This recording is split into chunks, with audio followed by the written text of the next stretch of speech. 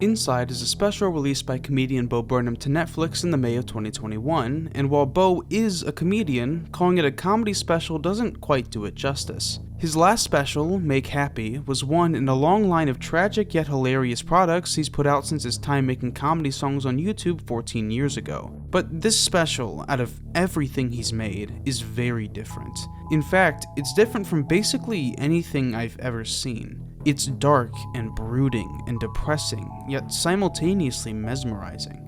I am not the first person to analyze this special, several videos have already been made about it. However, some came out only a few days after it released, some are just reviews, etc. While a solemn few do try to properly analyze the show, not to be rude, but I can do better. The first thing I'd like to say is that if you haven't yet seen this special, I heavily encourage you to do so. It's an hour and 30 minutes and is truly one of the most moving things I have ever seen. If you're in a dark place right now though, it may not be best for you. Just keep my video on a tab so YouTube doesn't kill me and watch it real quick. Warning over, ready or not, let's begin. In order to start understanding the special, we need to understand Bo and his past in greater detail. Bo, real name Robert Burnham's career began on December 21st, 2006. Fresh off the acquisition of YouTube from Google and its rapidly growing user base, Bo found immediate success in his comedy songs. There is not a single song on his channel with less than 2 million views, with well over half breaking the 10 million mark with ease. This immediate success began to fuel his comedy career. Just 4 years after that first video, Bo came out with Words, Words, Words. At the age of just 20 years old, Bo already had his first hour-long comedy special on Comedy Central, the youngest person ever to do so. This immediate and explosive success, however, wasn't something Bo ever fully took to. His song Art is Dead in that very special gives us a lot of insight into how he feels about himself and the wider scene of celebrity culture. Have you ever been to a birthday party for children and one of the children won't stop screaming because he's just a little attention attractor when he grows up to be a comic or actor? Despite being widely loved, Bo hates his need for attention and equates it to a state of arrested development. As his career continued, this self-hatred and tragic touch to his comedy never died down. With every laugh in a Bo Burnham comedy special, there was a distinct moment of reflection. This continued up until his last special, Make Happy. Make Happy is essentially a comedy show about the act of performing. It takes an almost hostile approach to the audience, constantly berating them and using them as the butt of jokes. We just played in Alabama. They just like the lights. I didn't even need to do jokes. Motherfuckers got moving candles. Now, Alabama was actually nice. You're elitist pricks. This continues all the way up until the final act of the live show, a rant parodying Kanye West of a similar nature. While most of his complaints are minor and played up for jokes, he suddenly switches his attention to the audience. The truth is my biggest problem's you. A part of me loves you. Part of me hates you. Part of me needs you. Part of me fears you. He says that they're his biggest problem, treating them almost like an addiction he can't seem to sway, right before switching back to his stage persona to cap off the song. But unlike his past two specials, this one ends differently. We cut away to a pre-recorded segment taking place in a small, quiet room. He plays a simple piano song, titled Are You Happy? This song gives us a look into Bo's mental state. Despite his massive success over what's now a full decade, he has come to hate himself and everything he's become. It's clear to him that the only way to find happiness is to hang up the towel and quit comedy. And the final thing we saw from Bo, for the next 5 years, was him leaving that dark room into daylight, presumably onto a better life. Then comes Inside. The very first shot of the special shows us that Bo, after 5 years of silence, is returning back into that very same room. In fact, the entire special takes place here. Inside is far different than anything Bo's made before. While his other products took place in front of a live audience, with meticulously planned jokes and songs, Inside is a project being made over the course of months. It has no audience, no other people, only Bo, his camera, and the room. The structure of Inside can be split into two different parts. On one end you have the songs. These are about anything from internet culture to the themes of the special to what Bo's currently thinking, and all of them are fantastic and way too catchy. The other side is what I call the behind the scenes. This is essentially the plot of the special. It tracks the process of how Bo's creating it, as well as his state of mind as it takes longer and longer to complete. And while Bo is the only person we see in the entire special, you might as well call the room and the camera the two other main characters. The camera is depicted as this cold, dark void. In nearly every shot we see of it, we almost never see the actual lens. This makes sense when you consider how Bo sees his audience. The first song of the special is called Content. Other than being an absolutely amazing intro, he treats us like animalistic children. Robert's been a little depressed. No, I'm sorry I was gone, but look, I made you some content. Daddy made you your favorite open wide. The song goes from Robert's been a little depressed to, but hey, I got you content. He feels like he couldn't return to the public eye without already having a special ready for us to consume. When we look back at the camera, that's really what it is, an all-consuming void. The room is not without its sins either. As stated, this is the room he left at the end of Make Happy. That symbolized him leaving comedy to find happiness, but this special begins with him re-entering. This room is his comedy career, and everything else that comes with it. It's a cage, and we see it further isolate him from the world as the project goes on. Right after Content ends, we get our first look behind the scenes. We're met with Bo setting up shots, with the camera ever patiently waiting. Bo tells us that the reason he's making this special is because quarantine started to get to him, so he's making it to give him something to do. However, we're told later that there's more to the story. I'm mostly trying to keep this analysis chronological, but the monologue in All Eyes on Me is very important to contextualizing the entire special. You want to hear a funny story? 5 years ago, I quit performing live comedy because I was beginning to have severe panic attacks while on stage, and I didn't perform for 5 years, and I spent that time trying to improve myself mentally. And you know what? I did. I got better. I got so much better that in January of 2020, I thought, you know what? I should start performing again. And then the funniest thing happened. So, right as his mental state was ready, he was knocked down a peg and isolated from his loved ones, yet he decided to make a special in isolation anyways. As he now leaps back into comedy, we start to see him fall right back into his old habits. His song Comedy brings back the satirical self-hatred and style. This song is basically a comedic takedown of the entire entertainment industry, but especially of comedians. As much as Bo hates his own position as a comedian, he seems to despise certain other ones more. The ones that champion themselves as leaders of free speech, speaking truth to power. But he certainly saves more than enough criticism for himself. We see many times throughout the special, Bo making fun of the very idea of self-improvement, the thing he's been trying to do for 5 whole years. My personal favorite example of this is in the song How the World Works. Other than the song being just absolutely fucking hilarious, the way he delivers this line specifically is just fantastic. I'm sorry, Sacco. I was just trying to become a better person. Why do you rich fucking white people insist on seeing every socio-political conflict through the myopic lens of your own self-actualization? Despite how great that line is, it's clear that he's already starting to destroy all of the progress he's made, even dashing the idea of improving himself, making it seem selfish for even trying to. In his mind, he's a straight white guy with millions of dollars and just as many adoring fans. He should feel bad for even feeling bad. Even beyond the self-hatred, we see him fall even further into perfectionism. After several songs in the special, we're given a shot of him very, very closely inspecting the song he just played. Bo is definitely not new to being a perfectionist. His former specials, despite being live, were carefully planned out and relentlessly rehearsed. This habit of his, while definitely hurting his mental state, also helps us out in analyzing the special. Just like Stanley Kubrick, Bo Burnham does not make mistakes. In fact, he's so afraid of making mistakes that even when he gets a perfect take, we hear after several songs, One more. We get some more insight into this behavior in his reaction segment to his Unpaid Intern song. This reaction segment serves multiple purposes. Not only does it very literally show off his process of overanalyzing himself, leading to more self-loathing, he also says this. And I'm criticizing my initial reaction for being pretentious, which is honestly it's a defense mechanism.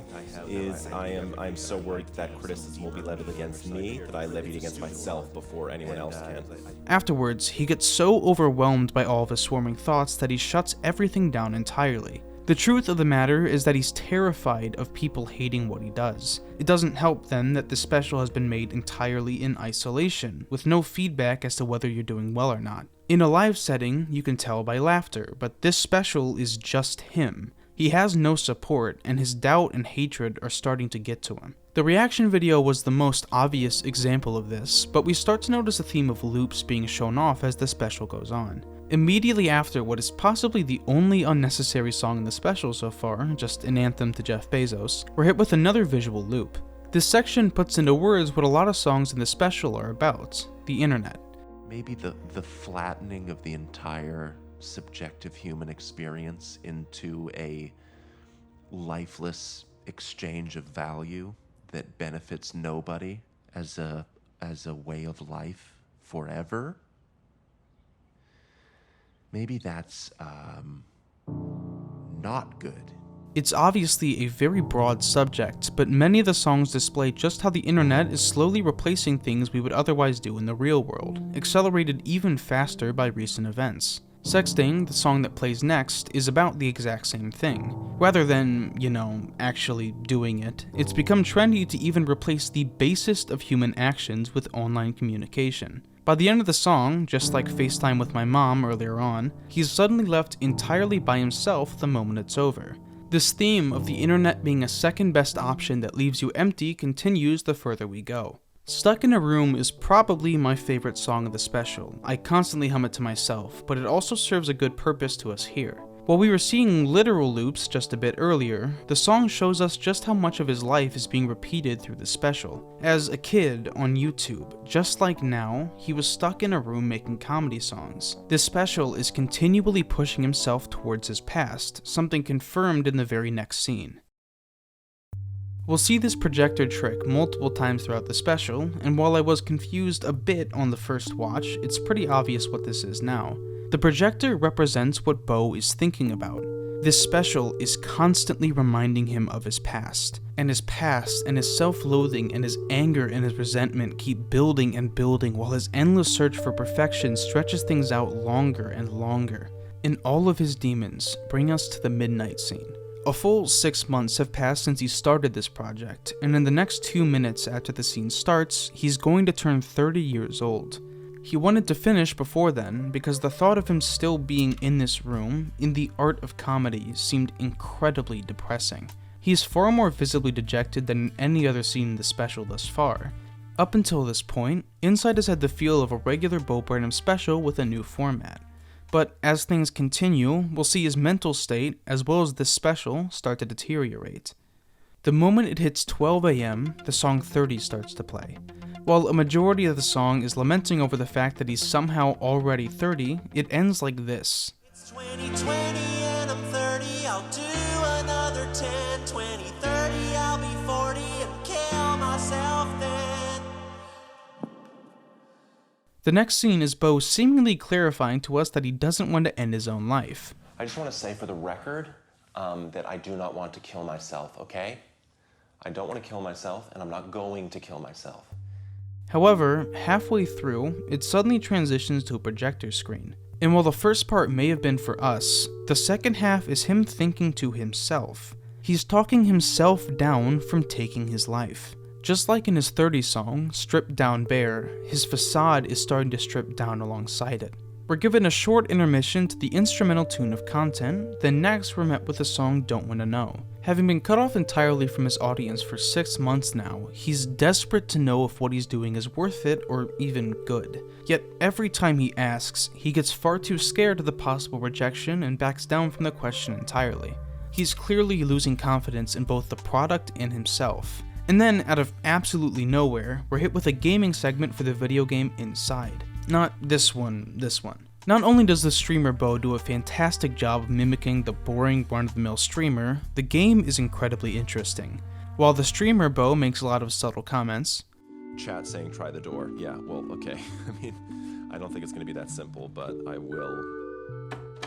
Yeah, there you go. we get to see a very simplified version of what Bo's everyday life has become. Setting up lighting, playing music, and crying, with him only being happy when he's playing songs. This constant day in and day out cycle is absolutely mind-numbing. At this point, we see Bo starting to long for the outside, thinking about it before going to sleep for another day of playing songs, setting up lights, and crying. The songs here on out turn from outward to inward, with nearly every single one showcasing his rapidly declining mental state. And all this while, we see his room fill up with more and more electronics. This is obviously set up in place with intention for us to see. In a lot of scenes, they serve no functional purpose to whatever he's doing, only cluttering the space and making it feel cramped. The wires almost feel like an infestation that he can't get rid of, and we'll only see more as we near the end. After the absolute banger that is shit, which essentially says what you expect it to, we see Bo on the verge of a mental breakdown. He's finally starting to experience panic attacks again, the very thing that caused him to leave comedy in the first place. And then, again, out of fucking nowhere, we get the centerpiece of the entire special.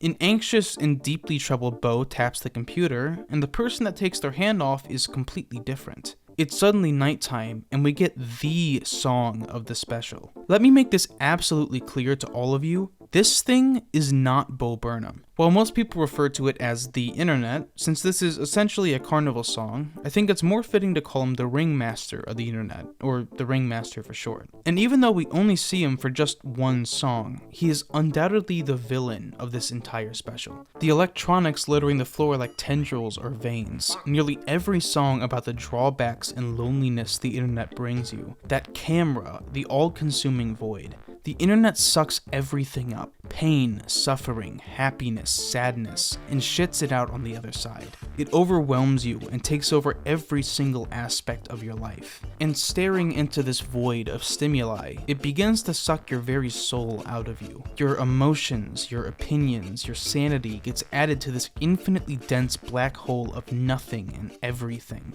And the thing is, you can't really stop it. This is a villain song of a villain that's already won, and just as suddenly as it appears, it ends. While the Turning 30 segment was the first step towards madness, everything after this scene has Bo essentially falling apart right in front of our eyes. The starkest change is how he starts to view the outside. While just a bit earlier he was desperate to leave, he now seems absolutely terrified of it. Nearly every scene afterwards, we hear nature sounds and see projections of nature in the background of the room. He's simulating outside, trying to relish in the idea of it rather than actually leaving. However, just like with the internet, it's a secondhand facade that doesn't truly work. We again see Bo without clothes on, performing stand-up to nobody at all. And instead of jokes, he begins ranting. Bo says that over the past year, he's learned that every form of human contact, from personal to sexual, should be safely contained in the world of the internet. He believes that the outside world is simply a theatrical space made for gathering up supplies to create into products for the digital world. Even though this isolation is tearing him apart, he's become even more afraid of the outside world. He's not only regressed into what he was before, it's become even worse. And with all of this, self-hatred, regression, isolation, perfectionism, all repeatedly beating him down in cycles, his grip on reality is starting to slip completely. That Funny Feeling is the most harrowing song in the special. While describing many things that are tragically ironic, uncanny, or desperately hopeless, it becomes impossible to understand just how truly messed up a lot of it is. What That Funny Feeling is, in my opinion at least, is disassociation. That feeling of spectating through your own eyes rather than actually looking through them. And while Bo earlier was talking himself down from ending it all, he seems to welcome the end of the world in this song, treating it as a release. After the song ends, Bo tries to tell us that it's been a year since the start of the project. It's clear though that even his grip on language is starting to slip away. So I've been working on this special for a year now. Eh, It's been well documented that being alone for long periods of time leads to a sharp cognitive decline. In 1972, scientist Michael Sifry locked himself in a cave for 6 months. By his own observation, by time 5 months passed, he could hardly string thoughts together. He even tried befriending a mouse just to have someone to talk to. While Bo has the internet, it's clear that it can't make up for a total lack of real contact with others. He eventually gets so angry at his inability to speak that he storms out of the room entirely. And after an hour and 11 minutes of spiraling, we finally see Bo break. And all the while, the camera just continues watching. Reduced to nothing, we hear Bo give a monologue to pre-recorded cheers. All he wants is the only thing that seems to bring him joy anymore, the admiration of his fans. All Eyes on Me is a mesmerizing song. Bo's voice is lowered and distorted as he dances discordantly with himself looping in the background. We already know the monologue, but afterwards, the lyrics devolve into the chorus, repeating the same 3 lines, calling for admiration and praise. The song ends with him falling into his piano, and suddenly we wake up the next day to pristine lighting.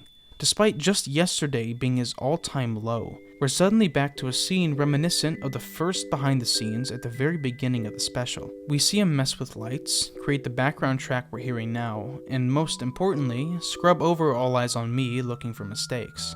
After he's finished, he picks up a mic and, exhausted, says,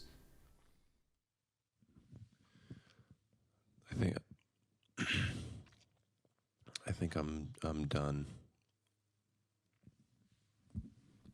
This contrast between the complete loss of control just yesterday to his sharp, specific process of creation took me by surprise my first watch through. However, looking now, it makes sense. While Inside is about so many things, just like his previous specials, it's also about the process of creation. What we learn from this scene is that although all of what we saw did happen in the plot of the special, it was all willingly done. What we just saw was a visceral version of what Bo puts himself through to make every single special he's done, going to the darkest places of his mind he can imagine, pulling out the worst in himself to create something truly amazing. This is why he was suffering anxiety attacks, why comedy is so unhealthy for him. It takes everything he has to make what he does, and now that he's finished, he's starting to come back to his normal state. The final song, either called Goodbye or Possible Ending Song, is a great cap to the special. Bo from the very beginning, from even before the first scene, starts playing the song. This entire special, from the start to his collapse to his all-time low, was all planned out in advance. Young Bo fades into our new, changed Bo. The song's lyrics phase in and out with lamenting about quarantine, the process of making the special, and the very important line, "I promise to never go outside again." He's still afraid the special will be widely hated, and the lack of live response has continued to eat at him. Even though he doesn't want it to end, he knows it has to. Lyrics from several songs are brought back, the most important being Stuck in a Room, as it's sung from someone who isn't Bo. In fact, the voice is us. We're mocking Bo for ever trying to leave comedy, to leave the room. He left only to find a new excuse to come back, and as we mock him, he's stripped completely naked, blinded by the spotlight. He's been fully broken down in front of us. But as the song fades out, we're hit with a surprise. The door is finally opening. The room is clean, devoid of all electronics, the only light coming from outside. Bo looks at it both amazed and terrified. He steps out, hearing what he thinks are other people in daylight. As the camera cuts out further though, the world is just as dark as the room, and he's still in the spotlight. The door locks behind him as he's showered with applause, and as he tries to re-enter, the clapping is replaced with laughter. Then, the final haymaker, the shot turns into a projector screen with Bo intently watching. This entire scene has been in his own head, and while it seems like Bo in the projector is suffering, right at the end, the real Bo smiles, and then it's over. This ending confused me for 5 straight watch-throughs. Only on the 6th did it click for me. Him leaving the room can be interpreted as 2 different scenarios, but both end the same way. One is that leaving the room symbolizes quarantine ending, after the special is over, even though he leaves that physical room, he's still stuck in the cage that is comedy. The other scenario is that him leaving the room is him thinking about leaving comedy again after this special, but realizing he can never go back after this. He'll be stuck suffering for entertainment for the rest of his life. So then, why does Bo smile at the end? Why, after knowing that no matter what he does, he'll continue to suffer, does he smile? Because of the laughter. There's always been a tragedy to his comedy. It's the reason people love him. He just put himself through all of this hell and isolation, all of it, just for the applause and the laughter. Him leaving that room is him returning to the real world with this special. And even though he can never go back, he still wants to go through with it. Because people might love it, and then they'll love him too. Make no mistake, this story is a tragedy. This is not a good ending. Bo has given in to his desperate need for attention and has sacrificed his path to happiness in the process. The special ends with the song Any Day Now, and a message reading, for Lore, for everything. Loran Scafaria is his girlfriend. I think it's important to note at the end of the day that this was a special that was directed, planned, and acted. It's incredibly easy to forget that. Even though this represents the pain that Bo goes through in the process of creating, and all the suffering that comes with isolation, it's dramatized. Bo has people that love him, and this special is merely that, a special. Not precisely a comedy one, not completely, but a special. This script has, funnily enough, gone on far longer than I intended it to, but it's so worth it. Nothing that's released recently has captured my interest such as this, and I am so happy I've had the chance to truly look at it. This special is a masterpiece, and it will truly last, both as a product of the time and as a product of mastery. Even if you didn't watch the special when I asked you to, please do it now. And if you have already, do it again. It's worth it. He suffered enough for it. Anyways, if you want more analysis like this, I ask you to subscribe and join my Discord, or not. Regardless, have a truly fantastic day.